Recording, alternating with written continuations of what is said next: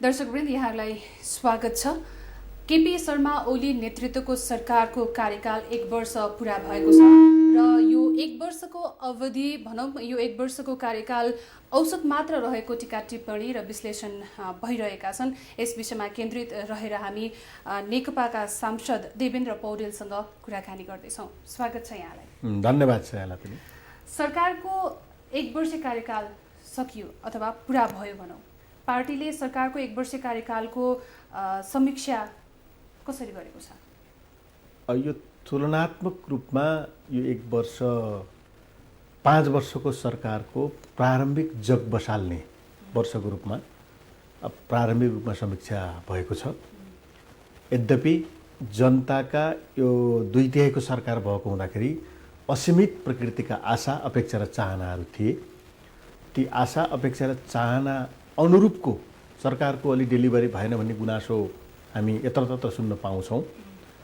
फेरि पनि यो सरकारले अन्तर्राष्ट्रिय सम्बन्धको हिसाबले यो देशमा केही राष्ट्रिय गौरवका योजनाहरू कार्यान्वयन गर्ने हिसाबले यो सङ्घीय संरचनाका 3 तहको व्यवस्थापन र परिचालन र ऐन कानुन बनाउने हिसाबले यो वर्ष संविधानमा उल्लेख भएको राज्य प्रणालीको 3 तहको संरचनाको जग बसाल्ने हिसाबले हेर्दाखेरि कम्पेरिटिभली अब एउटा गतिमा अगाडि बढ्न खोजेको अर्थमा मैले बुझेको छु। तर तपाईँले भने जस्तो अन्तर्राष्ट्रिय कूटनीतिक सम्बन्धमा र अन्य कुराहरूमा भन्दा जनचासोको जनगुनासोको कुराहरू छन्, जति पनि ती कुराहरूमा चाहिँ त्यति सफलता हासिल नगरेको भन्ने विश्लेषण गरिएको छ। हो, यहाँले भने जस्तै मैले पनि अलिकति सङ्केत गरेँ। यो जनताले अपेक्षा अनुरूप काम डेलिभरी पुगेन कि भनेर गर्ने जनताका गुनासालाई हामीले हार्दिक सम्मान गर्नुपर्छ। त्यसको गम्भीर ध्यानाकर्षण पार्टी र सरकारलाई भएको पनि छ र हुनुपर्छ। तर फेरि पनि विगतको र अहिलेको सरकारको डेलिभरीको तुलना विगत यो समयावधिमा अर्थ प्रणालीको हिसाबले, व्यापार नाफाघाटाको हिसाबले, रेमिटान्सको हिसाबले, विकासका पूर्वाधारको हिसाबले, अन्तर्राष्ट्रिय शक्ति केन्द्रहरूसितको हाम्रो सम्बन्ध विस्तारको हिसाबले कहाँ के विगतमा हामीले गरेका थियौँ र अहिले त्यसको चाहिँ सूचकाङ्क कहाँ छ भन्ने कुरामा मापन गर्ने हो। र यो सरकार एकदमै क्षणिक अवस्थामा लोकप्रिय कामहरूको घोषणा गरेर तुरुन्तै अर्को सरकार प्रतिस्थापन गर्ने हिसाबले सुरुवात भएको सरकार होइन। यो सरकार 5 वर्षको निम्ति सुरुवात भएको सरकार भएको हुँदाखेरि जनताका ती चाहना र अपेक्षाहरू छिटोभन्दा छिटो चाहिँ सम्बोधन हुन् भन्ने गरी आएका कतिपय कुराहरू सही, जायज र स्वागतयोग्य छन्। तर त्यसको निम्ति सरकारले आफूले अझै प्रखर रूपमा जनताको त्यो चाहना पुरा नभएको गुनासालाई गम्भीरतापूर्वक ध्यान दिएर आफूले अलिकति प्रखर रूपमा कहाँ समस्याहरू भयो भने सुधार गर्ने एउटा समीक्षाको रूपमा बुझ्न पनि हामीले बोध गरेका छौँ र बुझ्नुपर्छ। तपाईँले भने जस्तै यो सरकारको कार्यकाल 5 वर्ष अवधिको त छ र 5 वर्षमध्ये अब 1 वर्ष सकियो। तैपनि गर्नुपर्ने कुराहरू र गर्न सक्ने कुराहरू धेरै थिए, किनकि यो 2/3 सरकार थियो, बलियो सरकार थियो। चाहेको भए जनगुनासाका विषयहरू सजिलै समाधान गर्न सक्थ्यो। कहाँनिर चुक्यो? जबकि तपाईँले भने जस्तै प्रधानमन्त्री ओलीले सत्तारोहण गर्दै गर्दा भनौँ यो सरकार संयुक्त सरकार भएको समयमा जनताले धेरै नै अपेक्षा लिएका थिए। जनचासोका कुराहरू, जनतासँग प्रत्यक्ष जोडिएका विषयवस्तुहरू चाहिँ अब समाधान हुन्छ है भन्ने चाहिँ थियो जनताहरूमा। कहाँनिर चुके यो विषय? अब यो यहाँले भन्नुभयो जस्तै पुरै चुकिसक्यो भन्ने निष्कर्षमा म व्यक्तिगत रूपमा पुगेको छैन। किनभनेदेखि प्रयत्नरत छ सरकार। जस्तो राष्ट्रिय गौरवका योजनाहरू 4वटा एयरपोर्ट हामीले बनाउँदैछौँ। निश्चित समयावधिमा सक्ने गरी तीव्रतापूर्वक काम भएको छ। पोखरा एयरपोर्ट, लुम्बिनी एयरपोर्ट 19मा प्रारम्भिक उडानै सुरु गर्ने भनिएको छ। फास्ट ट्र्याक, म अस्ति पनि त्यही बाटो पुगेर आएँ। तीव्र गतिमा काम भएको छ। खालि मैले टिपिकल मात्रै कुरा भन्न खोजेको हो। 2 वर्ष पहिलेको नेपाल भारत सम्बन्ध एकदमै बिग्रेको थियो र नेपाल र चीनको सम्बन्ध पनि खास त्यति सुधार भएको थिएन। केही सम्झौताहरू 2 छिमेकी मित्र राष्ट्रहरूसँग भएको छ र कूटनीतिक क्षेत्रमा नि केही सकारात्मक कामहरू भएका छन्। मैले यो थोरै किन दृष्टान्त भन्न खोजेको भने पुरै खत्तम भयो। केले खत्तम भयो त भन्दा अलि आएका बढी गुनासोमध्ये निर्मला हत्या प्रकरणको अपराधीलाई कारबाही गर्न सकेन, त्यस कारणले खत्तम। अहिले मैले बढी सुनेको 33 किलो सुन त्यो अपराधीलाई गिरफ्तार गर्न सकेन, त्यस कारणले सरकार खत्तम। अब यस्तै एकाध केही टिपिकल कुराहरू चाहिँ रिपिट गरेर उठेका उठै छन्। यो विषय सुशासनसित सम्बन्धित विषय हो। म फेरि फर्केर आउन चाहन्छु, सुशासनको बारेमा केही न केही अलिकति जनतालाई प्रत्याभूति दिने गरी सरकारले सम्बोधन गर्न सक्नु पर्थ्यो। केही प्रयत्न हुँदैछन्, जस्तो रोजगारीको प्रसङ्ग, कृषिलाई अलिकति सुधार गर्ने प्रसङ्गहरू केही प्रयत्न हुँदैछ, तर पनि जनताको अपेक्षा अनुरूप हुन नसकेको कुरा साँचो हो। त्यसलाई हामीले मनन गर्नुपर्छ। तर पुरै चुक्यो, केही पनि गर्न सकेन, खत्तमै चाहिँ भइसक्यो भन्ने निष्कर्षमा पुग्ने बेला भएको छैन। यो वर्षको बजेट विगतको बजेट विनियोजन हुँदाखेरि लोकप्रिय हुनुको निम्ति सबैतिर छरपष्ट बजेट विनियोजन भएको थियो। यो वर्ष अलिकति आर्थिक नियमनलाई व्यवस्थित गर्नुको निम्ति अलिक टाइट गरेको अवस्था हो। राजस्वको उठानदेखि लिएर रेमिटान्सदेखि लिएर धेरै बिग्रिसकेर स्थिति छैन र अर्को सालको बजेटदेखि अलिकति लोकप्रिय कार्यक्रमसहित सरकारले निर्वाचनको बेलामा गरेका प्रतिबद्धता अनुरूप त्यहाँ वितरण गरिएको घोषणापत्र अनुरूप चाहिँ कार्य सम्पादन गर्छौँ भनेको हुँदाखेरि अझै हामी अर्को वर्षको बजेटसम्म पर्खिनुपर्छ र मात्रै गति लिन सकेन भन्ने निष्कर्षमा हामी पुग्न सक्छौँ। जस्तो यहाँले भने जस्तै निर्मला हत्या प्रकरण होइन र 33 किलो सुनकाण्ड लगायतका जति पनि विषयवस्तुहरू छन्, बाहिर आएका कुराहरू जस्तै साँच्चै नै यसमा कमी कमजोरी देखिएको हो कि अथवा के लाग्छ यहाँलाई व्यक्तिगत रूपमा चाहिँ?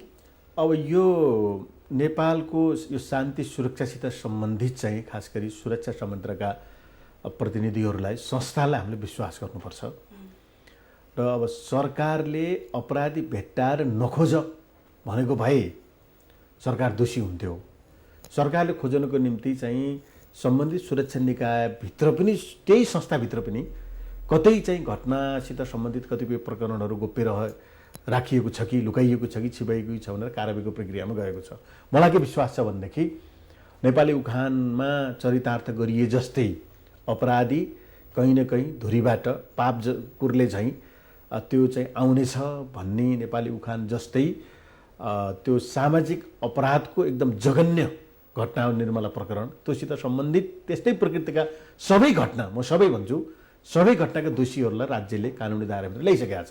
अरू पनि त्यस्ता केही घटनाहरू थिए, त्यो घटना पनि एक दिन दोषीमाथि कारबाही भएर जनताको बिचमा आउँछ। तर त्यही कारणले मात्रै सरकार पुरै असफल भन्ने निष्कर्ष हामीले निकाल्नु हुँदैन। सुनको कुरा पनि हिजो पनि प्रहरीले केही न केही सार्वजनिक गरेको छ, हामीले बिहान न्युज सुन्यौँ। त्यो विषयमा पनि सम्बन्धित ठाउँमा पुगेको छ र यो खालि पहुँचवाला व्यक्तिहरूसँग पुगेको हुँदाखेरि मात्रै यो कतै त्यस्तो छ कि भन्ने चाहिँ अनुमानका आधारमा यस्ता विषयहरू चाहिँ बाहिर भन्ने गरिएको छ। यो विषय सुशासनसित सम्बन्धित विषय भएको हुँदाखेरि आंशिक विषय त हो, सरकारले खोज्नुपर्छ, तर सरकारको आलोचना गर्ने विषय यो मुख्य होइन। सरकारको आलोचना गर्ने विषय भनेको आर्थिक सूचकाङ्क, अन्तर्राष्ट्रिय सम्बन्ध, विकास निर्माणको बजेट, कर प्रणाली, त्यसपछि गएर करको चाहिँ रेट दर हामीले कसरी कायम गरेका छौँ र सरकारको अरू प्रभावकारिता कसरी अगाडि बढेको छ भन्ने कुरा अलिक बढी नै सरकारको टीका टिप्पणी आलोचना गर्ने विषयसित सम्बन्धित विषय हो। त्यससित आएका प्रतिपक्षले अरू कतिपय जनतालाई उठाएको विषयलाई फेरि सरकारले आफैतिर फर्केर गम्भीरतापूर्वक ध्यान दिनुपर्छ। तर जस्तो यो सामाजिक सुरक्षा सुशासनको कुराहरू त प्रत्यक्ष जनताको जीवनसँग जोडिएका कुराहरू हो नि त, होइन र यस्तो विषयलाई चाहिँ अब प्रत्यक्ष जनतासँग जोडिएको र जीवन निर्वाहको विषयसँग जोडिएको कुराहरू बाहेक यसलाई चाहिँ यी कुराहरू मात्र हुन्, यस्ता आर्थिक वृद्धि दर, यस्ता भनौँ न राष्ट्रिय आयोजनाका महत्त्वका कुराहरू मात्रै चाहिँ यी मात्रै महत्त्वपूर्ण हुन् है भन्न त मिल्दैन नि, होइन र? यी मात्रै महत्त्वपूर्ण भन्न मिलेन। अब जनताले तीनटा कुरा खोजेको छ। एउटा विकासको गति, विकासको रफ्तार अलिक तीव्रतामा खोजेको छ। जनतालाई बाटो चाहिएको छ, अस्पताल चाहिएको छ, स्वास्थ्य चौकीहरू चाहिएको छ, विभिन्न ठाउँमा कलेजहरू, उच्च शिक्षा ग्रहण गर्ने कुराहरू चाहिएको छ। त्यसमा सरकारको बढी ध्यान जाओस्, त्यसमा काम होस् भन्ने जनताको अपेक्षा छ र सरकारले प्रस्तुत गरेको छ। 5 वर्षभित्रमा प्रत्येक पालिकामा 1500 हस्पिटल पुर्याइनेछ भनेर घोषणा गरेको छ। टिप्पणी गर्ने ठाउँ त्यहाँ हो र प्रत्येक पालिकाको मुकामसम्म 5 वर्षभित्रमा कार्यपत्र पुर्याइनेछ भनेर नीति कार्यक्रममा घोषणा गरेको छ। अब त्यो नै हामीले हेर्नुपर्छ। त्यो पुरा गर्न सकेन भने गरेको कुरा कार्यान्वयन भएन भन्ने हामी आलोचना गरौँला, गर्नुपर्छ। तर अब यो 1 वर्षमा ती सबै कुरा पुरा हुने सम्भावना कम छ र जस्तो मध्यपहाडी लोकमार्ग तीव्रतापूर्वक काममा अगाडि बढिरहेको छ। यो फास्ट्याग मैले पनि भने तीव्रतापूर्वक अगाडि बढिरहेको छ। अब यो खास गरी कोराला नाका, त्यसपछि गएर यो हाम्रो सिन्धुपाल्चोकको नाका लगायतका कतिपय नाकाहरूलाई विस्तार गर्ने कामहरू अगाडि बढ्दैछ। अलिअलि उटपट्याङ जस्तो रेलको कुरा, पानीजहाजको कुरा चल्दाखेरि मान्छेहरूलाई यो नहुने कुरा बढी भनियो कि भन्ने पनि लागिरहेको छ। तर सपना देखाइएको छ। नेपाल जस्तो देशमा पनि हामीले चाहिँ सम्भव भएका साधन स्रोतलाई प्रयोग गरेर हामीले त्यस प्रकारका मार्गहरू पनि हामीले यातायातका साधनहरू पनि प्रयोग गर्न सक्छौँ भन्ने कुरा कमसेकम चाहिँ त्यहाँ भनिएको छ। त्यस कारणले मलाई के लाग्छ भनेदेखि निराशै भएर बर्बादै गरिसकेको स्थिति होइन। योभन्दा पहिलाको सरकारले यो 1 वर्षको अवधिमा भयानक राम्रो काम गरेका थियो। यो सरकारले चाहिँ खतमै गरौँ भन्ने प्रकृतिका चाहिँ निष्कर्षमा हामी अलिकति पुग्नु हुँदैन। भएर होइन कतिपय सूचकाङ्कहरू प्रतिशतको आधारमा हेर्ने हो भने अलिकति नकारात्मक देखिएको छ नि, यसलाई चाहिँ कसरी हो? खास गरी हाम्रो व्यापार घाटा नकारात्मक देखिएको छ। त्यसमा सबभन्दा बढी हामीले बेहोर्नै पर्ने साँचो कुरा के हो भने सबभन्दा बढी त्यसमध्येको बढी आयात हुने वस्तु भनेको पेट्रोलियम पदार्थ हो, हाम्रो भेहिकलहरू हो। त्यो चाहिँ म्याक्सिमम नेपालमा प्रयोग भएको छ र अरू कतिपय कृषिजन्य वस्तुहरूमा पनि सम्भव भएका वस्तुहरूमा आत्मनिर्भर हुने भनेर प्रयत्न हुँदैछ र पनि व्यापार घाटा बढ्नु भनेको राम्रो सङ्केत होइन। यो सरकारको आलोचनाको विषय मात्रै नभएर सामूहिक रूपमा आलोचना गर्ने नगर्ने हामी सबै नेपालीहरूको साझा मुद्दा हो। त्यसकारणले त्यो राम्रो छैन। अब रेमिटान्सको कुरा बढेको छ, घटेको छैन। जाने सङ्ख्या घटेको छ, आउने चाहिँ प्रतिशत रेमिटान्सको औसत चाहिँ बढेको छ। राजस्व सङ्कलनको मात्रा पनि घटेको छैन, बढेको छ विगतको भन्दा। जे हो त्यही हामीले भन्नुपर्छ। त्यस कारणले कतिपय कुरा जुन नेगेटिभ सूचकाङ्कहरू देखिएका छन् त्यसमा सरकारले सुधार गर्ने, त्यहाँ के समस्या पैदा भयो अलिकति चाहिँ त्यसलाई अलिकति अगाडि बढाउने गरी पहल गर्नुपर्छ। जस्तो विदेशमा जाने कतिपय नेपालीहरू, जस्तो मलेसियाको प्रश्न, जापानमा जाने प्रश्न र त्यहाँ श्रमिकहरू ठगिएका प्रश्नहरूलाई पनि अलिकति केही प्रयत्नहरू सुधारको निम्ति हुँदैछन्। त्यस कारणले यी कुराहरू पोजिटिभतिर पनि गएका छन्। अब मैले अघि भने व्यापार घाटा, उद्योगहरूको व्यवस्थापन र उद्योग सञ्चालन गर्ने कुरामा पनि पोजिटिभ छैन हाम्रो जस्ताको जस्तै भन्दा। त्यहाँ चाहिँ सरकारले सुधार गर्न सक्नुपर्छ। जस्तो ती विषयवस्तुहरूमा सुधार गर्नुपर्दा के आधारमा गर्नुपर्छ जस्तो लाग्छ यहाँलाई? अब सरकारले 3टा कुरा बोलेको छ। समृद्ध नेपाल सुखी नेपाली नारा अन्तर्गत एउटा समृद्ध होइन विकास समृद्धिको कुरा बोलेको छ। अर्को चाहिँ सुशासनको कुरा बोलेको छ। अर्को चाहिँ जनताका रोजगारीसित सम्बन्धित कतिपय कुराहरूको डेलिभरीको कुरा बोलेको छ। एकमुष्ट रूपमा अलिक छोट्याएर भन्दाखेरि त्यसमध्ये गर्नै पर्ने सकिने विषय भनेको सुशासनको कुरा हो। मलाई व्यक्तिगत रूपमा सोध्नुहुन्छ भने म सरकारको पक्षको पार्टी र त्यसको चाहिँ सांसद भएको हैसियतले सरकार अलि चुक्न खोजेको भनेको सुशासनको कुरामा हो। सुशासनको कुरामा ठुल्ठुलो बजेट विनियोजन नगरेर पनि अन्तर्राष्ट्रिय ठुल्ठुलो लगानीहरू नल्याएर पनि जनताले मेसेज दिन सकिन्थ्यो। त्यहाँ जनताले राहतको महसुस नगर्नु, यो सरकार जनताप्रति इमान्दार छ, दृढतापूर्वक लागेको छ, कहीँ कतै भ्रष्टाचार छैन भन्ने कुरा आउनु पर्थ्यो। र भ्रष्टाचारीले एकपछि अर्को गरी सरकारले कारबाही गरेको छ भन्ने कुराको प्रत्याभूति मात्रै दिन सकेको भएदेखि जनताले विकास निर्माणका कुराहरू हुँदैछन् भनेर पर्खिने स्थिति हुन्थ्यो। हो त्यहीँनिर अलिकति चाहिँ अब हामीले त्यो मेसेज दिन नसक्नु, आफैतिर फर्केर समीक्षा गर्नुपर्ने स्थिति छ। त्यसो हो भने यो 1 वर्षको अवधिमा जुन नारा सरकारले लियो समृद्ध नेपाल सुखी नेपालीको, यो कुन अवस्थामा छ नेपाल? त्यसो भए होइन, यो चाहिँ असफल भइसकेको छैन। यो त भर्खर सुरु गरेका छौँ हामीले। त मैले उदाहरण दिएर भन्छु, नेपालमा पहिलो पटक 3 तहका सरकारहरू कार्यान्वयनमा छौँ हामी। जुनसुकै सरकार आएको भए पनि स्थानीय तहको निर्वाचनपछि स्थानीय संरचना बनाउनु पर्थ्यो। कर्मचारी व्यवस्थापनदेखि लिएर 753वटै स्थानीय निकायहरूको नवगठित राज्यको पुनर्संरचना अनुरूप हामीले त्यो स्ट्रक्चरै बनायौँ। त्यसपछि 7वटा सरकार प्रादेशिक सरकार नेपालमा चलेको पहिलोचोटि हो र त्यसको पनि हामीले स्ट्रक्चर बनायौँ। त्यसपछि हामीले झन्डै 150वटा कानुन बनाउनु पर्थ्यो। अहिले कानुन बनाउने प्रक्रियामै छौँ। झन्डै 17वटा कानुन चाहिँ सम्माननीय राष्ट्रपतिबाट प्रमाणित भएर पनि कार्यान्वयनको प्रक्रियामा छन्। त्यसकारणले झन्डै 4 देखि 5 महिना त हामी यिनै कामको व्यवस्थापनमा लाग्नु पर्थ्यो र अहिले पनि कर्मचारी समायोजनको कुरा अन्तिम चरण भए पनि टुङ्गिएको छैन। त्यसकारणले प्रदेशको काम कारबाही र अधिकार कति हो, सङ्घको कति हो, स्थानीय तहको कति हो भन्ने कुरा थुप्रै कानुनहरू नबन्दाखेरि एउटा अनिलताको स्थिति र कतिपय आफ्नै सरकारका मुख्यमन्त्रीहरूले पनि हामीलाई अलि बढी अधिकार चाहियो भनेर प्रधानमन्त्री कहाँ डेलिगेसन आउनुपर्ने अवस्था यो किन आयो त भन्दाखेरि विरोधको निम्ति भन्दा पनि हामीले संरचना नै हामीले नयाँ बनायौँ। त्यस कारणले 4-5 महिना त हामीले यो संरचना बनाउने टाइम जुनसुकै सरकार आउँदाखेरि पनि गर्नै पर्थ्यो। यो 2/3 भएर चाहिँ त्यत्तिकै कम्प्युटर दबाएको आधारमा रेडिमेड फर्मेट चाहिँ हामीसित थिएन। त्यस कारणले हामी संविधान कार्यान्वयनको प्रक्रियामा जाँदाखेरि यी विषयहरूले केही टाइम लिइदियो। त्यस कारणले पनि अलिकति यो 1 वर्षभित्रमा सुखी नेपाली समृद्ध नेपाल भन्ने नाराको अलिक बढी परिणाम आउनु पर्थ्यो कि भन्ने जनताको अपेक्षा स्वागतयोग्य छ। हाम्रा यस्तै कतिपय कारणले जनताका ती अपेक्षाहरूमा अलिकति सम्बोधन कम पुगेको जस्तो हामीले महसुस गरेका छौँ। तर मलाई के विश्वास छ भनेदेखि अरूको कुनै पनि विकल्प छैन। फेरि यो 5 वर्षसम्ममा अरू कुनैले अविश्वासको प्रस्ताव ल्याएर यो सरकार हटाउने स्थिति पनि छैन र यो सरकार जनताबाट निर्वाचित सरकार भएको हैसियतले यी जनताले उठाएका यस्ता प्रश्नहरूको जवाब नदिइकन फेरि उम्किने ठाउँ पनि छैन। त्यस कारणले अर्को सालको बजेट हामीले चाहिँ असारे बजेटभन्दा पहिले नै बजेट चाहिँ तयारी गर्ने भनेका छौँ। अर्को सालको बजेटदेखि हामीले अलिकति यी जनताकै सबै कुराहरूलाई सम्बोधन गरेर समृद्ध नेपाल सुखी नेपालीको नारालाई अलिकति परिणाममुखी बनाउनेतिर अर्को सालदेखि हामी जान्छौँ। त्यसमा विश्वस्त रहनको निम्ति आदरणीय जनसमुदायलाई म अपिल पनि गर्न चाहन्छु। अब तपाईँले भने जस्तै समृद्ध नेपाल सुखी नेपालीको नारालाई सफल बनाउनको लागि सबैभन्दा पहिला सरकार बलियो हुनु पर्यो। सरकार बलियो हुनको लागि पार्टीले सहयोग गर्नु पर्यो। तर के गुनासाहरू यस्तो छ कि सरकारको यो काम गराएका विषयमा पार्टीभित्रबाट नै विभिन्न टिका टिप्पणी आउने गरेका छन् होइन। अब जस्तो यो सरकार विभिन्न गुनासाहरू आइरहँदाखेरि एउटा गुटको मात्र सरकार हो कि भन्ने पनि एउटा भान हुन्छ। त्यो कुराहरू बाहिर आइरहेका छन् र सुनिन्छ पनि होइन। अब सरकारलाई पार्टीभित्रबाट साँच्चै नै पूर्ण सहयोग नमिलेको अवस्था हो अथवा के हो? अब यो सहयोग नमिलेको नभनौँ।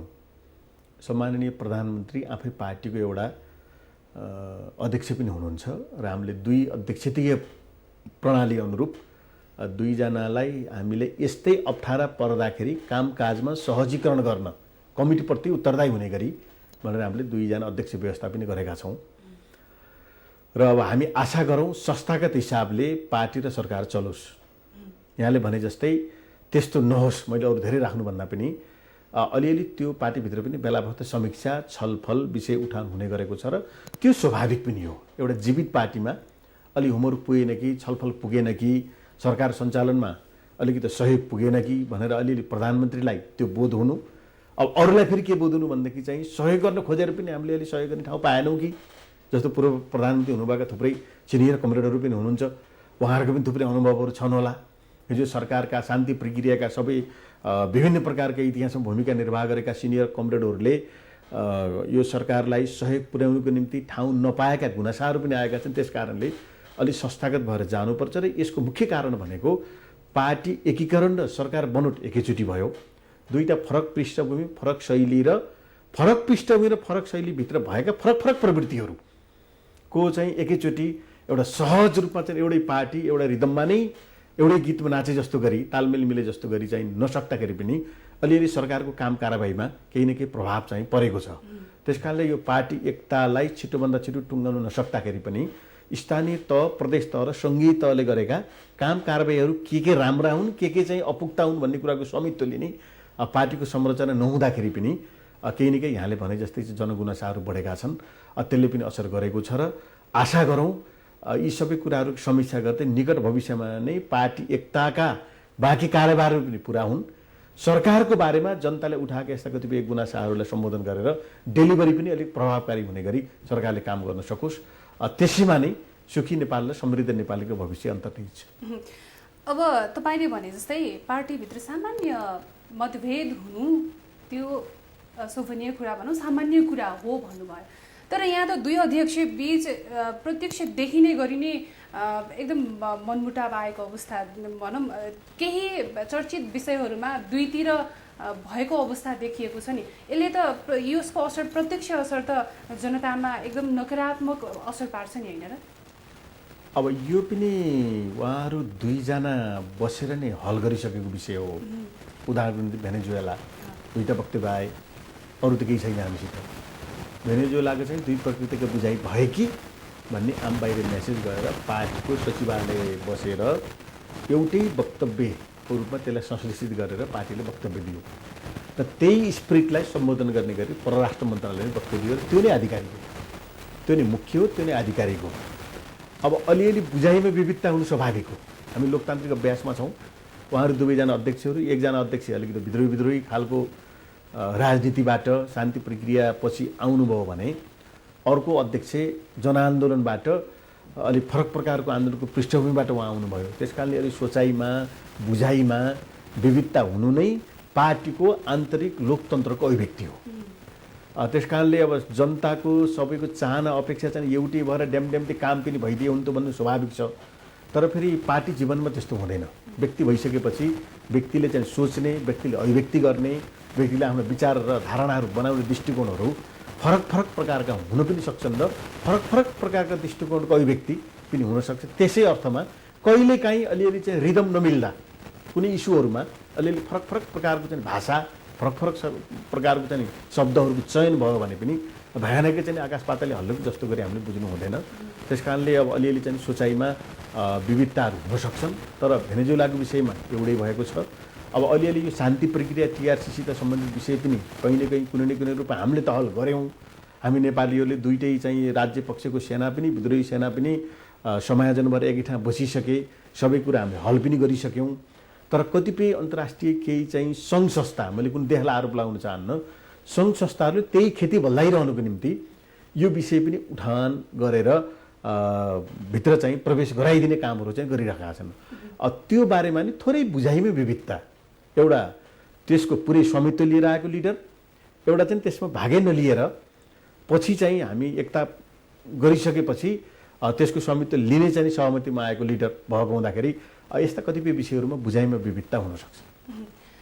अब जस्तो यो सरकार सञ्चालनका विषयमा पछिल्लो भनाइहरू के आएका छन् भने सरकार सञ्चालनको विषयमा पार्टीभित्र कुनै पनि छलफल हुँदैन होइन, र नेताहरूले पनि के भन्ने गरेका छन् भने यस विषयमा चाहिँ प्रधानमन्त्रीले अलिकति सक्रिय हुनुपर्ने हो, तर प्रधानमन्त्री सक्रिय नभएर पार्टीमा त्यति छलफल गर्नुहुन्न भन्ने कुराहरू पनि बाहिरिएका छन्।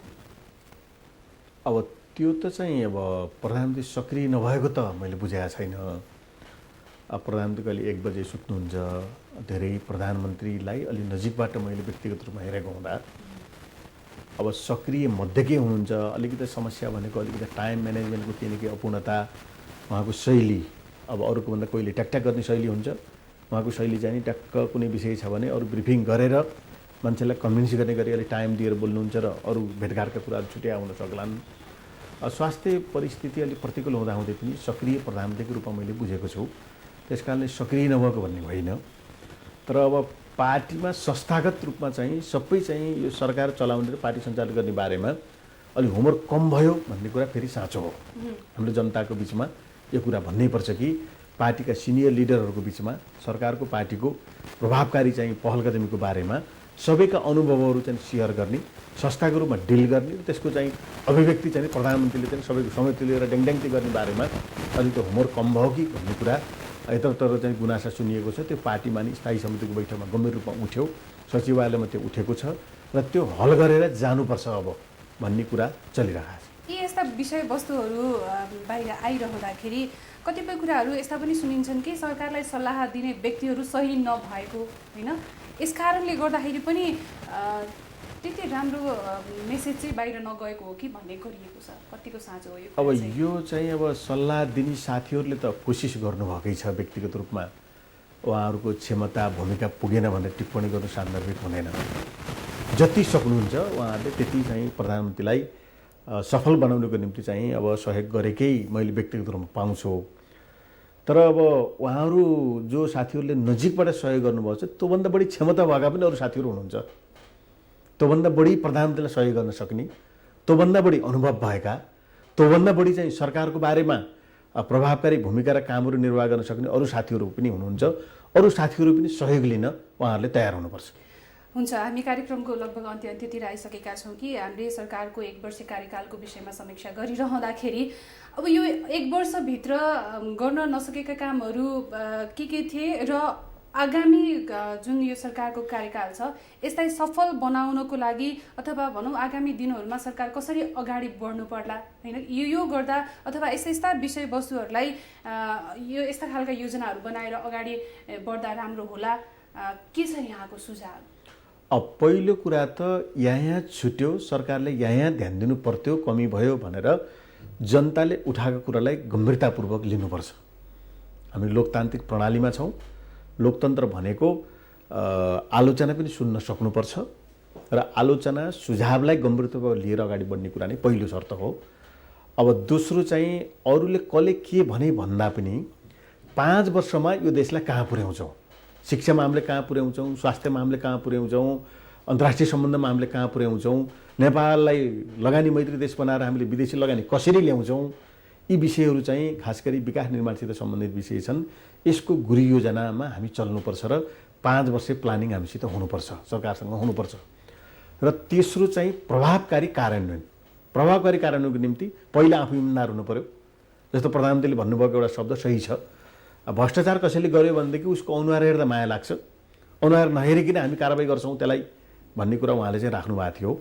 त्यसरी नै अगाडि बढ्न सक्नुपर्छ।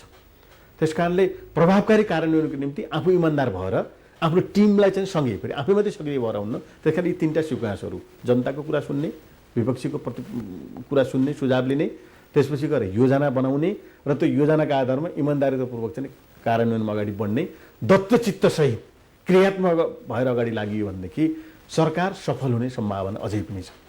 हस्, यहाँको महत्त्वपूर्ण समय र संवादको लागि धन्यवाद। धन्यवाद छ। यो बारेमा केही भनाइहरू राख्ने अवसर दिनुभएकोमा हार्दिक आभार प्रकट गर्न चाहन्छु। उहाँ हुनुहुन्थ्यो नेकपा सांसद देवेन्द्र पौडेल। सरकारको 1 वर्ष कार्यकाल पुरा भएको छ, यस विषयमा केन्द्रित रहेर हामीले कुराकानी गर्यौँ। कार्यक्रमको समय अहिलेको लागि सकिन्छ। इमेज च्यानल हेर्दै रहनुहोला। नमस्ते।